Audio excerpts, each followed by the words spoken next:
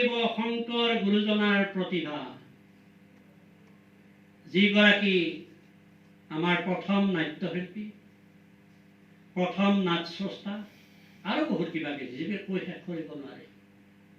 সেইগৰাকীৰ প্ৰতিভাক আমি গুৰুত্ব দিব লাগিব। আমি গুৰুত্ব নিদিলোহেঁতেন একেবাৰে। যদিহে গুৰুচৰিত কথাত আমাৰ বৰ্তগতি গম পাব, গুৰুচৰিত কথাত যদিহে তেওঁৰ গুৰু মাধৱ কন্দলীৰ মুখেৰে এই কথাখিনি আমি শুনিবলৈ নাপালোহেঁতেন। তেওঁ কি পঢ়িছিল? সামৰিক, এইবিলাক কথিত ভাষে, সামৰিক, অথব্য, যুজু, চাৰিবেদ, 14 শাস্ত্ৰ, শিক্ষা, কল্প, জ্যোতি, ৰীতি, নীতি, নিৰুক্ত, ছন্দ, শ্ৰুতি, স্মৃতি, মীমাংসা, তৰ্ক, কলাপ, ত্ৰিক, নাই, এই 14 বিধে, অষ্টাদশ পুৰাণ, শিৱ, মৎস্য, বৈষ্ণৱ, কন্দ, কুৰ্ম, গৰুড়, মাৰ্কণ্ড, ভাগৱত, বামন, বাৰাহ, লিংগ, ভৱিষ্যৎ, ব্ৰহ্মাণ্ড, বৈবৰ্ত, বৃহৎ, নাৰদী, ব্ৰহ্ম, পদ্ম, অষ্টাদশ ভাৰ, আদি পৰ্ব, সভাপৰ্ব, বনপৰ্ব, বিৰাট পৰ্ব, উজুক পৰ্ব, ভীষ্ম, দ্ৰোণ, কৰ্ণ, শল্য, শক্তি, দশম, স্ত্ৰী পৰ্ব, শান্তি পৰ্ব, অশ্বমেধ, আশ্ৰম, বানস্বৰ্গ, স্বৰ্গাৰোহণ, বিৰাট পৰ্ব, সংহিতা, সূত, বেশ, গৌতমী, নাৰদী, অগস্ত্যী, বশিষ্ঠ, মাৰ্কণ্ড, ব্ৰহ্ম, ভৃংগী, পৰাশৰ, বিশ্বামিত্ৰ, ভৰদ্বাজ, দুৰ্বাসা, বৈশানদ, কপিল, অংগীৰস, সৌৰী, এই অষ্টাদশ, 14 ব্যাকৰণ, পাণিনি, কলাক, পঞ্জিকা, শব্দৰত্ন, মূৰ্খবোধ, জ্ঞানাঙ্কুশ, সম্ভ, স্বৰদীপ, শব্দজ্ঞান, প্ৰস্তবোধ, প্ৰাকৃত, সন্ধি, বৃত্তি, কৃতি, অষ্টাদশ তন্ত্ৰ, অষ্টাদশ কাব্য, মাঘ, ভাৰ্বী, ভৰতী, নৈষধ, হিতোপদেশ, বৃন্দাবন, চন্দ্ৰধাৰী, অন্য উপদেশ, মোহমুদ্গৰ, প্ৰধান, হনুমন্তী, হিমৱন্তী, মেঘদূত, জ্ঞান, নৱৰত্ন, পঞ্চৰত্ন, দৰিদ্ৰ, অষ্টক, মুঞ্চাষ্টক, বিদ্যা বিদুষী, শান্তিপতক, এই 18 কাব্য, দণ্ডী, প্ৰবোধ বাক্য, আনন্দ লহৰী, শৃংগাৰ তিলক, শ্ৰুতবোধ, ঋতুমঞ্জৰী, হাস্যাৰ্ণৱ, কবিৰত্ন, অমৰ, হাৰাবলী, মেদিনী, শব্দৰত্ন, কলাপ, পঞ্জিকা, শব্দজ্ঞান, প্ৰস্তবোধ, শ্ৰুতবোধ, শ্ৰুতিবোধ, এই 18 কো।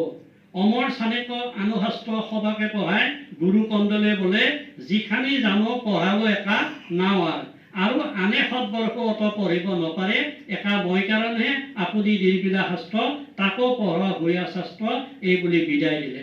1 বৰ্ষ পঢ়ি আহিল, 5 দিনা আয়ে গুৰুক অনাই ভোজন কৰাই দক্ষিণাকৈ পঠালে।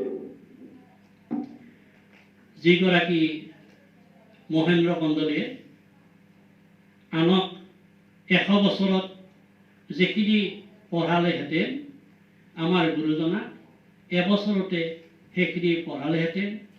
বহু শাস্ত্ৰ পাবলৈকে নাই, কন্দলীয়ে নিজে কৃত, নিজে কিছুমান শাস্ত্ৰ কৰি তেওঁ পঢ়াইছে।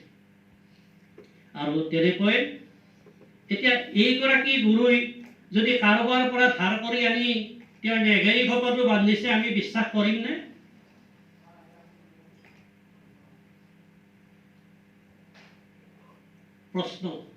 প্ৰশ্নটো আপোনালোকো লৈ যাব।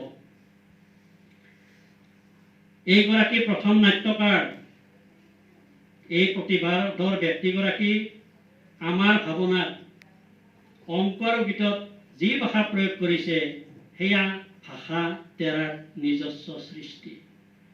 তেৰাই কাৰো ওচৰত আমি সকলোৱে অজুহাত দেখাওঁ, তেওঁ তীৰ্থ ভ্ৰমণত গৈছিল, তীৰ্থ ভ্ৰমণত যায় সেইবিলাক আনিছে। কৰবাত চিঠি লিখি এটা পঢ়িব পাৰে, সেইটো ডাঙৰ কথা নহয়, কিন্তু সেই বুলি আমি এটা কৃত্ৰিম ভাষা, সেই বুলি আমি এইটো অমুকৰ মানে হেৰি মৈথিলীৰ পৰা অনা আমি ক'বলৈকে আমাৰ অকণমান গাত লাগে। এইকাৰণে গাত লাগে, এইগৰাকী প্ৰতিভাধৰ ব্যক্তিক যে অৱমূল্যায়ন কৰা হয়, তেনেকুৱা এটা মোৰ মনত লাগে। আৰু এই কথাখিনি কৈ ব্ৰজাৱলী সম্পৰ্কত মোৰ যিটো ধাৰণা, মই যিটো ক'ব খোজোঁ, এই ক'ব খোজা কথাখিনি মই ইমানতে শেষ কৰিছোঁ। পৰৱৰ্তী সময়ত এই বিষয়, এই ভাষাটো সম্পৰ্কত